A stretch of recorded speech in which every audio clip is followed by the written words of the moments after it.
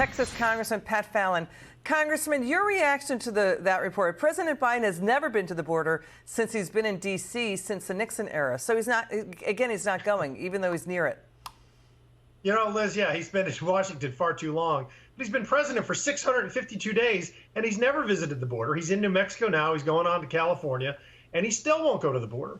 And the reason is because he is too, fixated on, he doesn't understand that when you stick your head in the sand and ignore a problem, it doesn't go away. And he'd rather, he doesn't want to secure the border. And it perplexes me as to why. Congressman, the DEA, the Drug Enforcement Agency, says at least half a dozen Mexican drug cartels are now swamping more than a dozen U.S. cities with drug gangs and crime. We're talking Chicago, L.A., New York City, Detroit, New Orleans, and Chicago have been trading spots as the #1 U.S. murder capital. So, you know what I mean? So that's connected to the border, but he's not going to the border.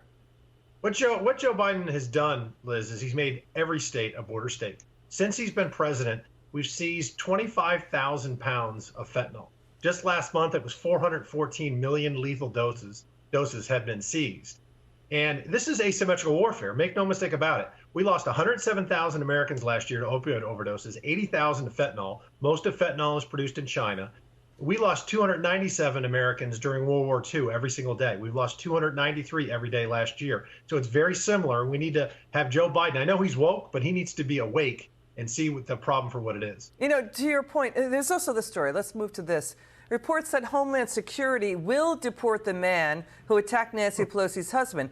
He is an illegal immigrant, and actually he overstayed a visitor visa. He's been here illegally from Canada since 2018, and ICE filed an immigration detainer on him. He's facing federal and state charges. Your reaction to that story?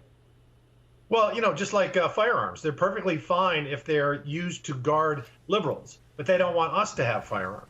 And they're going to deport this fellow. They should deport him after he serves his time for what, if he gets convicted.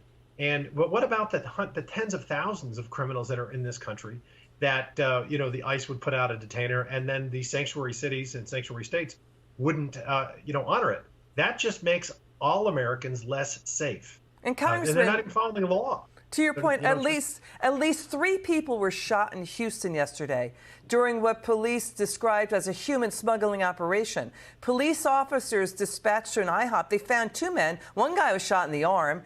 They told them that they had escaped from human smugglers at a nearby hotel. This is happening in Houston. Your final word. Well, yeah, Liz, I mean, we have seen last month 227,000 illegal border crossings. That's the worst September we have ever had. The Mexican drug cartels make between $25 and $30 billion a year with illegal narcotics, and they're making about $14 billion on human smuggling because they charge $4,000 a person. So it's an absolute, not even a crisis, it's a catastrophe. And the border is on the ballot come next Tuesday. Got it. Congressman Fallon, thanks for joining us tonight. Appreciate you coming on. Thanks, Liz.